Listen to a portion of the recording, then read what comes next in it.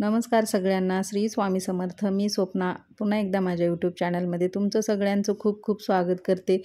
तर बघा, आज आहे पहिला श्रावण सोमवार. तर तुम्हाला सगळ्यांना पहिल्या श्रावण सोमवाराच्या खूप खूप शुभेच्छा. तर इथं बघा, मी महादेवाच्या पिंडीवर अभिषेक करत आहे. तर इथं बघा, मी पहिल्यांदा असं एक आपलं जे घरामध्ये जे प्लेट असेल ते प्लेट घ्यायचं, त्यावर महादेवाची पिंड घ्यायची आणि मग त्यावर आपल्याला पंचामृताने अभिषेक करायचा असतो. तर पहिल्यांदा थोडंसं आपण पाणी टाकायचं, त्यानंतर मग आपल्याला दूध टाकायचं. दूध जर घ्यायचं असेल तर त्यावेळेस मात्र दूध कच्चंच घ्यायचं, कारण ना भगवान शंकरांना थंड पाण्यानेच अभिषेक करतात, तसंच त्यांना कच्चंच दूध लागतं अभिषेकाला. तर इथं बघा, मी थंड पाणी आणि कच्चंच दूध घेतलं होतं. त्यानंतर मग मी इथं दही साखर म्हणजे जे पंचामृत असतं त्या पंचामृतानं मी इथं अभिषेक करून घेतला. आणि मग अभिषेक केल्यानंतर महादेवांना भस्म पण अर्पण करायचं असतं. तर त्यानंतर मी इथं भस्म पण लावत होते. तर महादेवांना भस्म 3 बोटानंच लावतात, पण मी इथं ना थोडंसं असं आपल्या हातावर ना थोडंसं भस्म घेऊन त्यामध्ये ना मी थोडंसं पाणी टाकून ते भस्म ना असं एका काडीनं लावत होते, कारण खूप छान दिसतं आणि आपल्या म्हणजे महादेवाची जी पिंड असते ती थोडीशी अशी मस्त दिसावी म्हणून मी त्याला असं एका काडीनं लावले होते. तर खूप छान वाटत होतं आणि मी दररोज पण तसंच लावते. आपण 3 बोटानं लावतो तसं पण लावते मी, पण असं समोरच्या साईडनं थोडं मंदिरामध्ये आपल्या देवघरामध्ये छान दिसतं म्हणून मी असं थोडं हातावर भस्म घेते आणि त्याच्यामध्ये पाणी टाकून थोडंसं असं म्हणजे त्याची आपली पेस्ट केल्यासारखं करून इथं बघा मी काडीनं असं खूप छान लावते. तर इतकं छान वाटतं ना ते रेडीमेड आपण जे महादेवाची पिंड घेतो आपण ते शिवलिंग, तर त्याला जसं असतं तसंच वाटतं बघा इथं मी लावल्यानंतर, आणि खूप छान वाटतं. आणि हे आपली जी पितळेची असते ना पिंड, तर त्याला असं नसतं, पण जे आपण त्या काळ्या कलरच्या पिंडी घेतो त्या पिंडीला मात्र हे असं राहतं. मग मी असं दररोजच लावते, खूप छान वाटतं मला म्हणून मी इथं असं लावून घेतलं. आणि मग त्यानंतर मी इथं आपल्या म्हणजे महादेवाच्या पिंडीला भस्म पण लावून घेतलं. आणि जर तुम्हाला जर रुद्र अभिषेकाची सेवा जर करायची असेल तर तुम्ही रुद्र अभिषेकाची सेवा पण करू शकता, कारण ना महादेवाच्या पिंडीवर जर तुम्हाला अभिषेक करायचा असेल, रुद्राभिषेक करायचा असेल, तर मग त्यावेळेस तुम्हाला मात्र गळतीचा उपयोग करावा लागतो, कारण चमच्यानं पाणी टाकत बसल्यानंतर खूप वेळ होतो. म्हणून इथं आपल्याला गळती घ्यावी लागते. गळतीचा म्हणजे कसं, त्याचं पाणी कंटिन्यू चालू असतं आणि त्याच्याकडे लक्ष द्यायला पण म्हणजे तेवढा वेळ नसतो. रुद्राभिषेक म्हणल्यानंतर कंटिन्यू पाणी चालूच पाहिजे महादेवाच्या पिंडीवर, म्हणजेच की अभिषेक चालू पाहिजे. तर यासाठी आपल्याला गळतीचा उपयोग करावा लागतो. तर इथं म्हणजे जेव्हा पण तुम्हाला रुद्राभिषेक करायचा असेल त्यावेळेस तुम्हाला गळती आणि महादेवाची पिंड तर लागतेच. ज्यांच्याकडे रुद्रयंत्र असतं त्याने रुद्रयंत्रावर पण केलं तरी चालतं, आणि ज्यांच्याकडे नसेल त्यांनी मग पिंडीवरच करायचं, तरी पण रुद्रयंत्र घ्यायलाच पाहिजे.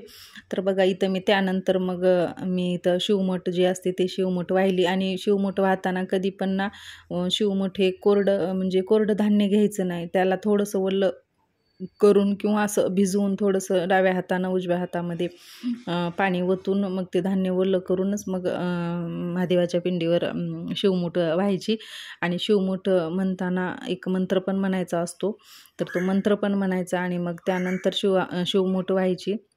आणि मग शिवमूठ वाहिल्यानंतर मी इथं बेलपत्र जे होतं ते बेलपत्र पण वाहिलं. एक पांढरं फूल होतं, ते भरपूर असे फुलं होते, बेलपत्र पण भरपूर होते माझ्याकडे 108 पेक्षा पण जास्त बेलपत्र होते, तर मी घेतलेच होते तेवढे.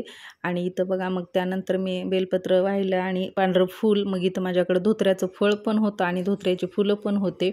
त्यानंतर इथं पिवळी कन्हेरी का असंच काहीतरी म्हणतात त्याला पण, तर ते पण फूल होतं माझ्याकडे. भरपूर अशी फुलं होते, कारण आमच्या शेजारच्या ताई आहेत त्यांनी मला भरपूर अशी फुलं दिले होते श्रावण सोमवार आहे म्हणून.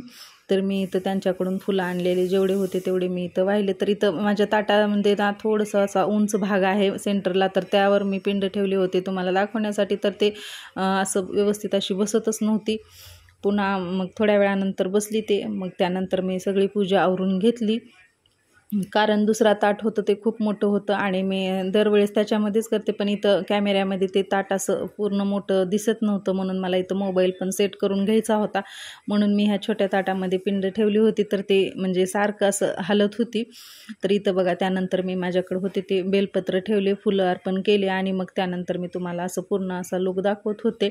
आणि हे झाल्यानंतर पण मग मला शिवलीला अमृताचा 11वा अध्याय पण पठण करून घ्यायचा होता. आणि मग त्यानंतर इथं बघा मी घरची पण आपली दररोजची पूजा पण करून घेतली होती. आणि इथं बघा मी देवांना फुलं पण अर्पण करत होते. इथं महाराजांसमोर पण फूल ठेवलं. त्यानंतर होते ते फुलं म्हणजे मी इथं थोडे आणि महादेवाच्या पिंडीवर थोडे असं ठेवले फुलं. आणि फुलं ठेवल्यानंतर पण मग त्यानंतर मला शिवलीला अमृताचा 11वा अध्याय वाचायचा होता. तर इथं बघा माझी पूजा खूप छान होती आजची पण, कारण आज खूप म्हणजे स्वच्छ अशी पूजा केली होती. देव वगैरे मी उजळवून घेतले होते आज. आणि हे समोर जे आरत्या समया असतात ते सगळं काही मी घासून घेतले होते. आणि बघा मी इथं पूजा केल्यानंतर मग आहेत ते सगळे फुलं देवाला अर्पण केले. आणि मग राहिलेले बाकीचे पण मी महादेवाच्या पिंडीजवळ ठेवले फुलं. आणि अशी होती माझी आजची पूजा. तर बघा मी हे पूजा झाल्यानंतर मग 11वा अध्याय पण मला वाचून घ्यायचा होता. तर तो 11वा अध्याय पण मी वाचून घेतला. आणि काय होते माहिती आहे का, अशी तर आपल्याला शिवलीला अमृताचं पारायण करणं शक्य होत नाही प्रत्येकाला. म्हणजे काही ना काही अडचणी असतातच. तर ज्यांना म्हणजे ते शक्य होत नाही शिवलीला अमृताचं पारायण करणं किंवा ती पोथी वाचणं जर होत नसेल, तर अशांनी दर सोमवारी, दररोज नाही झालं तरी चालते, पण दर सोमवारी तर आवर्जून असं शिवलीला अमृताचा 11वा अध्याय वाचावा. कारण काय होते, अशी तर आपल्याकडून शिवलीला अमृताची म्हणजे मोठी पोथी किंवा पारायण होत नाही. तर त्यांनी 11वा अध्यायाचं पठण करावंच. कारण मला तर वाटतं ह्या श्रावण महिन्यामध्ये सेवा महादेवाची एवढीच म्हणजे मोठी उच्च कोटीची सेवा अशी आहे. तर तुम्हाला शक्य असल्यास तुम्ही पारायण पण करू शकता. पण ज्यांना शक्य नाही त्यांनी 11वा अध्याय तर वाचावं असं मला तर वाटतं. कारण मी तर वाचत असते. कारण मला पण असं म्हणजे कधी कधी होतं मला पण शक्य, म्हणजे कोणत्या म्हणजे श्रावण महिन्यामध्ये मी पण शिवलीला अमृताचं भरपूर असं पारायण केले.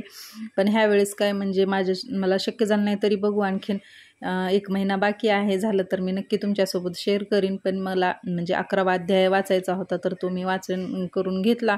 आणि तुम्हाला कोणाला जर अशी पोथी घ्यायची असेल छोटीशी, म्हणजे शिवलीला अमृताच्या 11वा अध्यायाची जर पोथी घ्यायची असेल तर तुम्ही तुमच्याजवळ जर महाराजांचं केंद्र असेल तर त्या केंद्रामधून घेऊ शकता. तिथं भेटते अशी पोथी.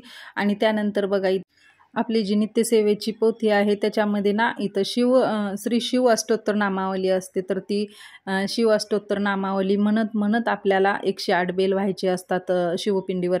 तर इथं बघा मी तसंच म्हणजे शिव अष्टोत्तर नामावली म्हणतच म्हणजे 108 महादेवांची जी नावं आहेत ते नावं म्हणतच इथं आपल्याला बेल व्हायचं असतं. आणि ही पण सेवा खूप मोठी आहे. दर सोमवारी जर तुम्ही हे 108 नावं जरी घेतले महादेवाचे तर खूप मोठी सेवा आहे ही पण.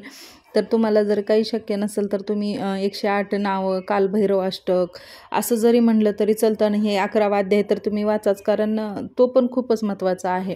कारण 11वा अध्याय वाचल्यावर शिवलीला अमृताची पोथी वाचल्याचं फळ भेटतं. त्यामुळे ना 11वा अध्याय, शिव अष्टोत्तर नामावली, शिवस्तुती, त्यानंतर कालभैरव अष्टकम असं जे छोटी सेवा आहे ते तर तुम्ही श्रावण सोमवारी करत जावा. आणि इथं बघा मी 108 बेल वाहिल्यानंतर मग मला पण कालभैरव अष्टकम वाचून घ्यायचं होतं. तर मग मी त्यानंतर ते पण मला वाचन करायचं होतं तर ते वाचत होते मी. आणि मला बाकीच्या पण सेवा करायच्या होत्या, त्या पण मी सेवा करून घेतल्या. आणि इथं बघा माझी पूजा अशी झाली होती. तर कशी झाली ही नक्की कमेंट्समध्ये तुम्ही पण सांगा. आणि हा व्हिडिओ आवडला असेल तर व्हिडिओला नक्की लाईक करा. आणि चॅनलवर जर नवीन असाल तर चॅनलला सबस्क्राईब करायला अजिबात विसरू नका. तर भेटूया अशा छोट्या व्हिडिओसोबत आणि सेवांसोबत. तर हा व्हिडिओ पाहिल्याबद्दल तुमचे सगळ्यांचे खूप धन्यवाद.